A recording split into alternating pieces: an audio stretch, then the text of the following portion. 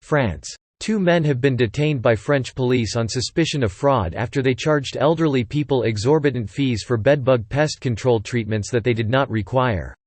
Each visit cost between €300 and €2,100, and they only accepted credit card payments.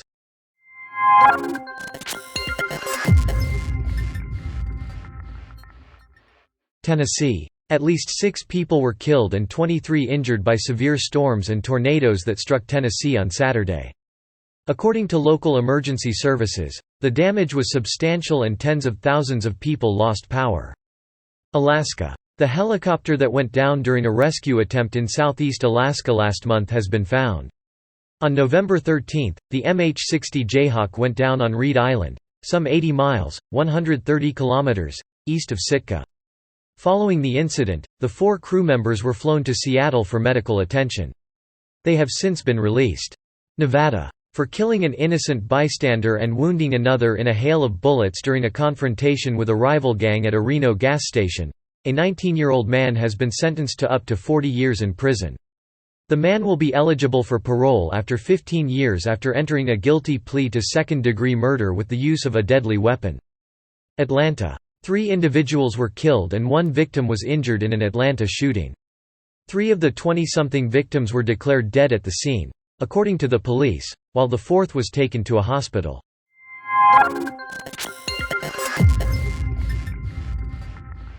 Argentina. On Sunday morning, right-wing economist Javier Milei was sworn in inside the National Congress building, and outgoing President Alberto Fernandez placed the presidential sash upon him.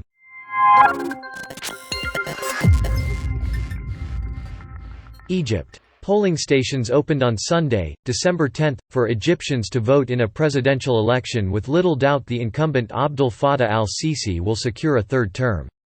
In a nation engulfed in the worst financial crisis in its recent history, inflation has remained close to 40%. Approximately 106 million people in the nation lived at or below the poverty threshold even before the present crisis. Sudan. 15 employees of the United Arab Emirates Embassy in Sudan have been declared persona non grata and given a 48-hour ultimatum to leave the nation. No other information was provided. Furthermore, in Sudan, the Army of Sudan reported that while evacuating civilians, including foreign nationals, from St. Mary's Church in the country's capital Khartoum, their convoy came under fire, injuring many staff members of the International Committee of the Red Cross.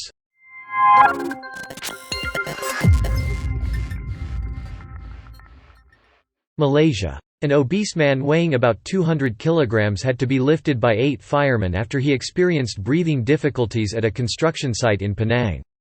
The victim was taken to Penang Hospital for further treatment.